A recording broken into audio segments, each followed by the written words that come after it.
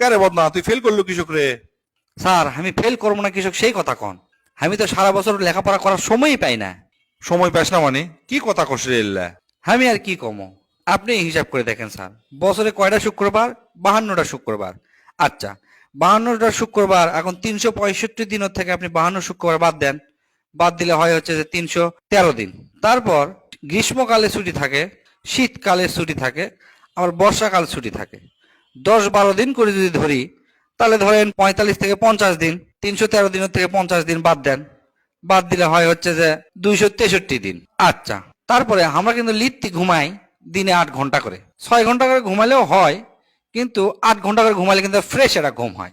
আচ্ছা, 8 ঘন্টা করে ধন্য, আমরা 365 দিনই যদি 8 ঘন্টা করে ঘুমাই, আর এই 8 ঘন্টা করে যদি হিসাব করি আমি, তাহলে বাদ যায় হচ্ছে 122 দিন। 263 দিনের থেকে এখন 122 দিন বাদ দেন, বাদ দিলে আর থাকে মাত্র হচ্ছে 141 দিন। তারপর আমরা তো ধরেন খেলাধুলা করি, লিত্তি যদি খেলি 1 ঘন্টা করে, তাহলে সারা বছর হিসাব করে দেখা যায় 15 দিন বাদ যাচ্ছে। 141 দিনের থেকে 15 দিন বাদ দিলে থাকে হচ্ছে 126 দিন। আমরা তো 3 বেলা খাই, 1 বেলা হাগি, গোসল করি, এই করি সেই করি, এল্লা করতেই দিনে কিন্তু 2 ঘন্টা করে চলে যায়। তো 2 ঘন্টা করে গেলে সারা বছরে যায় হচ্ছে 30 দিন।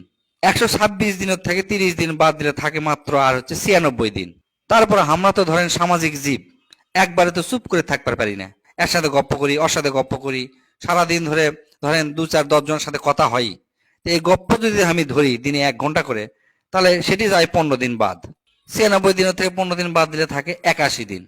বছরে আমরা পরীক্ষা দিই, পরীক্ষা ধন্য ধরেন 35 দিন।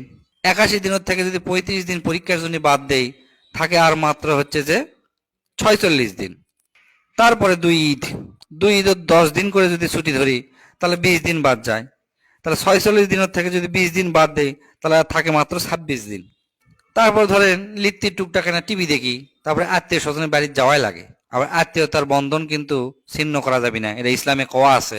সেই জন্য এই আত্মীয়র বাড়ি 2 দিন, ওই আত্মীয়র বাড়িতে 1 দিন, এল্লা করে চলে যায় মোটামুটি ধরেন 25 দিন। তাহলে 26 দিনের থেকে যদি 25 দিন বাদ দেন, তাহলে থাকে আর মাত্র 1 দিন।